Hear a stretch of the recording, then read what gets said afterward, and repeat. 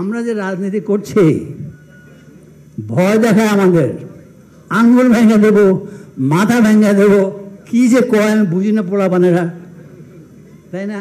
আমরা কত লোকের মাথা ভাঙছি, ও হালা জানেও না। কথা বলার সময় মুখ সামলায় বলবেন, বুঝছেন?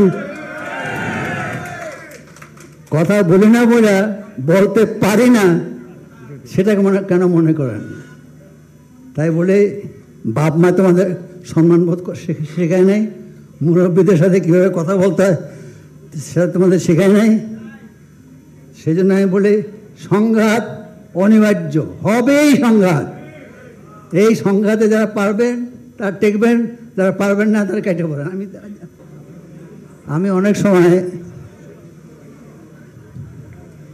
হালকা মেজাজে কথা বলি, বাবা নির্বাচন করার প্রয়োজন কি?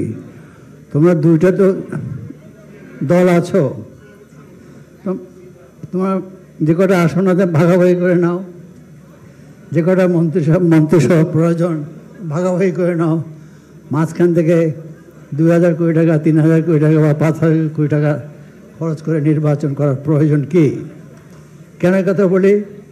অমুককে নির্বাচন করতে দেবে না, তমুককে নির্বাচন করতে দেবে না। আর ওই আন্দোলনটা ছিল মানুষের অধিকারের ব্যাপারে, তাদের মৌলিক অধিকারের জন্য। আজকে কিন্তু মৌলিক কথা কেউ বলে না, আজকে কিন্তু বাক স্বাধীনতার কথা কেউ বলে না, আজকে কিন্তু সংবাদপত্রের স্বাধীনতার কথা কেউ বলে না। আমি পত্রিকায় দেখলাম বা পড়লাম, যারা এই সেদিন পর্যন্ত সংবাদপত্রের নানা দুর্বলতা সম্পর্কে, সীমাবদ্ধতা সম্পর্কে সমালোচনা করেছেন, সম্প্রতিকালে গত পরশু একটা বিবৃতি দিল, হুবহু একই জিনিস সংঘটিত হয়েছে। দখলের রাজনীতি হচ্ছে, ব্যবসা দখল হচ্ছে, দোকান দখল হচ্ছে, চাঁদা হচ্ছে, তা নিয়মকানুনের ভিতরে নাই। কিন্তু আমাদের দুঃখ লাগে যে এই দেশে যারা রাজনীতি করেছে, এই দেশের মানুষের সাথে যারা সংগ্রাম করেছে, আন্দোলন করেছে, তাদেরকে বাদ দিয়ে এখন দেশ কারা চালাচ্ছে? Non government. গভর্নমেন্ট চালাচ্ছে কারা? Non government. তাদের চলার কথা না নাকি? শেষ হয়েছে? হ্যাঁ, গভর্নমেন্ট চালাচ্ছে কারা? Non government. সে প্রথমেই বলে দিচ্ছে যে আমি চালাচ্ছি না। আর উপদেশ দিচ্ছে কারা? যারা এই দেশে বসবাস করতেন না। দেখেন, অনেকভাবে আমাদেরকে অপমান করা হয়েছে, এই জাতিকে অপমান করা হয়েছে, কিন্তু এইবার যেভাবে অপমান করছে এটা ইতিহাসে লেখা থাকবে। কোথায় আমেরিকায় ছিল, কোথায় লন্ডনে ছিল, কোথায় জাপানে ছিল, তাদেরকে আইনা বই লেখাইতেছে, সংস্কার করতেছে। আরে বেটা, হালার হালা বাস্তবায়ন করবে কে? ঠিক আছে কিনা? হ্যাঁ, এই প্রস্তুতি দিতে হবে তো। আমার কাছে জাসদ এসেছিল অনেক বছর আগে, 14 দফা না 19 দফা নিয়ে আসামের ব্যবসা আসলেন। ভালো মন্দ যাই হোক, আমি বললাম ভাই এই দফাগুলি বাস্তবায়ন করবে কে? বলে তোমরা করবা। তারা সিরাজুল আলম খান ছিলেন আমাদের সকলের অত্যন্ত শ্রদ্ধাভাষণ রাজনীতিবিদ।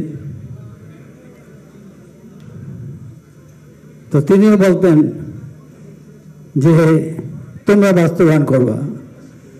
দেশ স্বাধীন হওয়ার পর এই যেমন মিন্টু রোডে বঙ্গবন্ধু বসতেন, আমি ওখানে গেলাম, সেদিন জাতীয়করণ হচ্ছিল। তো মণি সিং তিনিও ওখানে ছিলেন। তো বঙ্গবন্ধু আমাকে পরিচয় করে দিয়েছেন, দাদা আপনি মঞ্জুকে চিনেন? তাকে ছিলেন আমার দিকে। উনি বললেন, বঙ্গবন্ধু বললেন মানিক ভাইয়ের ছেলে। ও তুমি মানিক ভাইয়ের ছেলে? আমি তো একটু অন্য ধরনের কথা বলি। আমি বললাম দাদা আপনাদের সমাজতন্ত্র কোথায়? বলে আমরা যদি বগিটা রেল তুলি তোমরা ধাক্কায় নেবা। আমি মনে মনে আমার যখন ধাক্কা দিয়েছে এইটা যাবে না, তাই না? তো সেই জন্য বলে জীবন সায়নটা পড়ছে। আমরা একটা সমাজ চেয়েছিলাম, একটা ভোটের অধিকার চেয়েছিলাম, একটা মানুষের নির্ভয়ে বসবাস করার একটা পরিবেশ সৃষ্টি চেয়েছিলাম। আমি শুনি, দেখি, পড়ি হাজার হাজার কোটি টাকা এখানে লুট হয়েছে। আমি ভাবি এই টাকা আসলো কোথা থেকে, দিল কেটা, লয়ে গেল কেমন করে, তাই না? এত টাকা, অথচ আমাদের অর্থের অভাবে অনেক বার্ষিক উন্নয়ন কাজ সম্পন্ন করা সম্ভব হয় না। সে যাই হোক, আমরা যে রাজনীতি করছি, ভয় দেখায় আমাদের, আঙ্গুল ভেঙে দেবো, মাথা ভেঙে দেবো, কি যে কয় আমি বুঝি না পোলাপানেরা, তাই না? আমরা কত লোকের মাথা ভাঙছি, ও হালা জানেও না, তাই না? তো সেই জন্য বলে যে একটা প্রান্তিক পর্যায়ে আমরা চলে এসেছি। এখন মনে হয় একটা শেষ খেলা হবে। দ্বন্দ্ব এখন অনিবার্য। বাংলা একটা কথা আছে, ভাত দেওয়ার মুরাদ নাই, কিলানে গুসাই। মেয়েরা বড় বড় কথা দাও, সবাই নাকি আমরা সৌরচর হয়ে গেছি, আলার পালা। তো গণতন্ত্র শিখছে কার কাছ থেকে? তো আমি গণতন্ত্র শিখাইছি বেটা, তোর বাবা শিখা কবে বুঝতে হবে। তারা যে ভাষায় কথা বলে, আমরাও সেই ভাষায় কথা বলতে জানি, কিন্তু কথাটা হলো ভয় দেখায় দেশ চালায়। এটা কোনো কথা হলো? এই সরকার না, সব সরকার। দেশ স্বাধীন হয়েছে, পাকিস্তান আমলে ভালো কথা, তারা ভয় দেখাইতো, তারা মারতো, তারা জেলে দিত। এখনও মারে, এখনও জেলে দেয়, এখনও কিল দেয়। পার্থক্যটা কী হলো? পার্থক্যটা এই হলো, আদমজির জায়গায় আর এক আদমজি হয়েছে, 12 পরিবারের জায়গায় হয়তো 1000 পরিবার হয়েছে। এই জন্য তার বাংলাদেশ করা হয় নাই, এই জন্য তার 30,000 লোক এখানে আত্মহত্যা দেয় নাই। সেই জন্য বলি, এখানে যারা রাজনীতি করছেন, তাদের দায়িত্ব অনেক বেশি। এটা বুঝে শুনে আসবেন। এবং এখানে একটা এই বাংলাদেশের 54 বছরে একটা গণতান্ত্রিক ব্যবস্থা চালাবার চেষ্টা করা হচ্ছে। এখন সেই চেষ্টাটা হয়তো নাই। এবং যারা চিন্তা করেন, যারা ভাবেন, তারা শঙ্কাগ্রস্ত যে এই গণতান্ত্রিক প্রক্রিয়াটা কখন বন্ধ হয়ে যায়।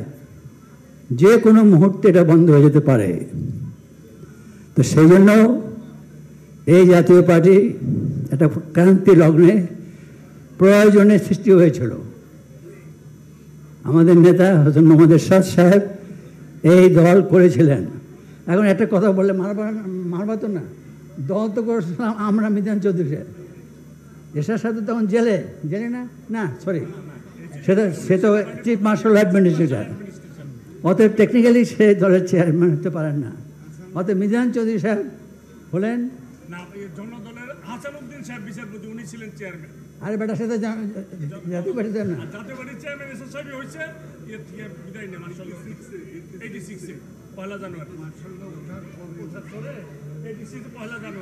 আমি তো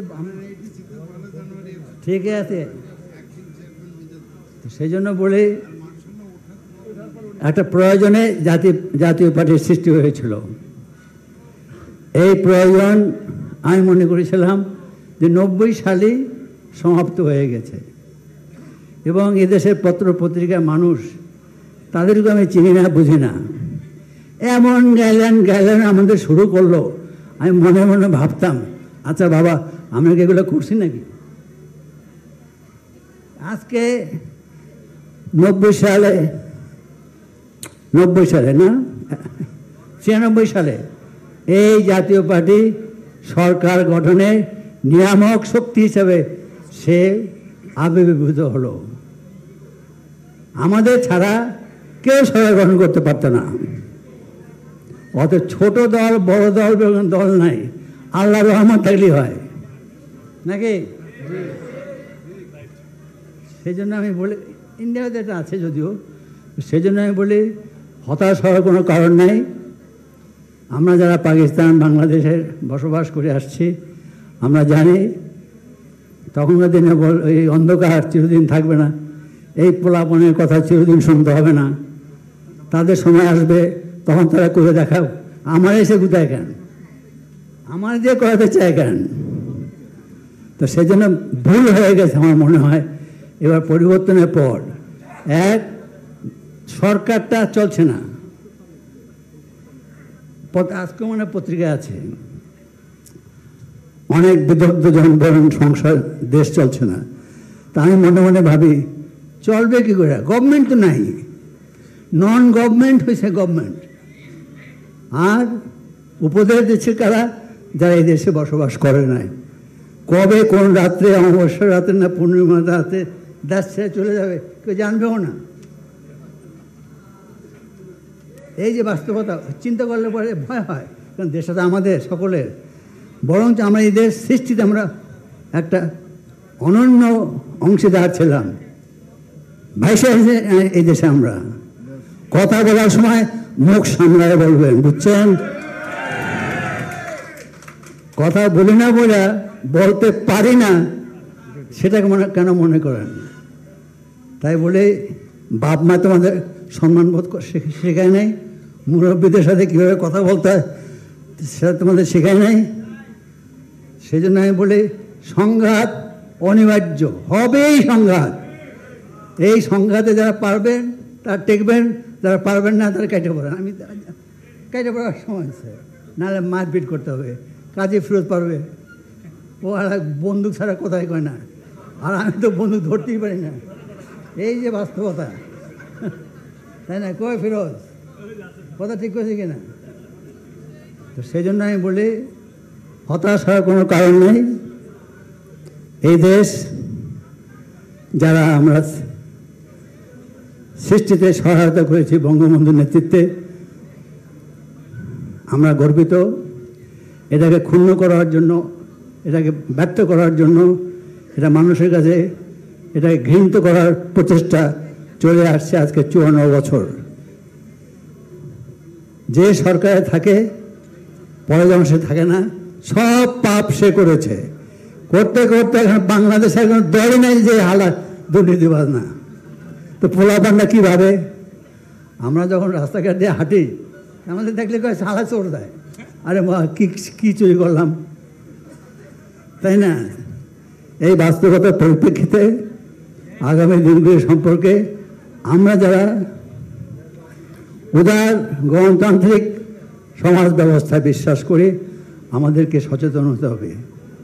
সেখানে জাতীয় পার্টি তার ভূমিকা রাখবে। আমাদের সমালোচনা করে কারা? যারা গণতন্ত্রে বিশ্বাস করে না, যারা অন্য গণতন্ত্রে বিশ্বাস করে। স্বৈরতন্ত্র বলে একদিকে, তাদের কথাবার্তা কার্যকলাপ সব স্বৈরতন্ত্রে ভরা। তা আপনাদের এই কাউন্সিল সফল তো হয়েছে, আমি দেখলাম, চোখের সামনে দেখতে পাচ্ছি। প্রশ্ন ছিল, আমি হলকে বলছি এখানে সবাই কাউন্সিলর নাকি? ডেলিগেটও আছে, তাই না? তো যাই হোক, জাতীয় পার্টি যখন হয় 90 সালে বলে থাকবো না।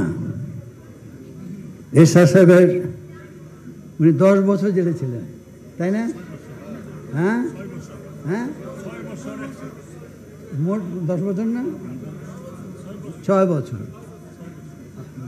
এবং আল্লাহ তাআলার কি শান, তাকে যারা জেলে রাখছিলেন তারা সকলেই জেলে গেছিলেন। জাতির সময় নাই বসে চিন্তা করার যে আমরা যে মঞ্জু সাহেব চোর করলো, তারপরে মঞ্জু সাহেবের কী হইলো, বলে হালাও চলে জেলখানা আছে। এই যে বাস্তবতা শুরু হলো আইয়ুব খানের সময় থেকে। তবে একটু বদ্ধতা ছিল, জেলে পাঠায় নাই। জেলে পাঠাইছিল হোসেন শহীদ ছাড়া, তাকে হাউস অ্যারেস্ট করছিল, কিন্তু জেলে পাঠাইছিল মনে হয় বঙ্গবন্ধু জেলে আইয়ুব খান। হাউস অ্যারেস্ট করো, যাই হোক। তো হতে হতে এখন সবাই দাগে চোর, তাই না? তো আমাদের একটা কথা আছে যে মুসলমান যারা তারা সবাই বেঁচে যাবে, কিন্তু দোজক থেকে তো যাবে, তো তাদের কপালে লেখা থাকবে দোজকবাসী। তা আমরা সবাই স্বৈরাচার, কেউ আমরা গণতন্ত্রী না, এটা মাইনে নেন। আমরা চেষ্টা করবো গণতন্ত্র করার জন্য, আপনারা চেষ্টা করছেন বিপ্লব করার জন্য। মাঝখানে দেশের মানুষ এখন আওয়ামী লীগ অত্যাচার করেছে, বিএনপি অত্যাচার করেছে, এখন যারা গ্রামে গঞ্জে হচ্ছে, ঢাকা শহরে হচ্ছে, ব্যবসা বাণিজ্য হচ্ছে, অবিশ্বাস্য। যদি কেউ শোনে সে বিশ্বাস করবে না যে এটা বাংলাদেশে হচ্ছে। ব্যবসা নিয়ে যাচ্ছে, বাণিজ্য নিয়ে যাচ্ছে, অফিস নিয়ে যাচ্ছে, কলকারখানা নিয়ে যাচ্ছে, কি একটা দেশ। যাই হোক, হতাশ হওয়ার কিছু নেই, অবশ্যই তুমি জয় হবে যদি তুমি কি হও, মুমিন হও। আমাদের সকলকে মুমিন হওয়ার চেষ্টা করতে হবে, তাহলে আমরা বেঁচে থাকবো, তাহলে আমরা টিকে থাকবো। দেশের মানুষের শান্তি দেওয়ার জন্য, স্বস্তি দেওয়ার জন্য, নিরাপত্তা দেওয়ার জন্য, নির্ভয়ে যেন সে বসবাস করতে পারে, এরকম একটা সমাজ ব্যবস্থা আমরা করার জন্য চেষ্টা করে আসছি, চেষ্টা করে যাব। কতটুকু সফল হব বা হব না সেটা আমরা জানি না, কিন্তু আমরা হতাশ হব না, কারণ আমরা জানি ন্যায়ের পথে যারা থাকে, অন্যায়ের বিরুদ্ধে যারা থাকে, মানুষের স্বার্থের পক্ষে যারা থাকে, তাদের কোনোদিন পরাজয় হতে পারে না। আপনাদের সকলকে ধন্যবাদ। আসসালামু আলাইকুম।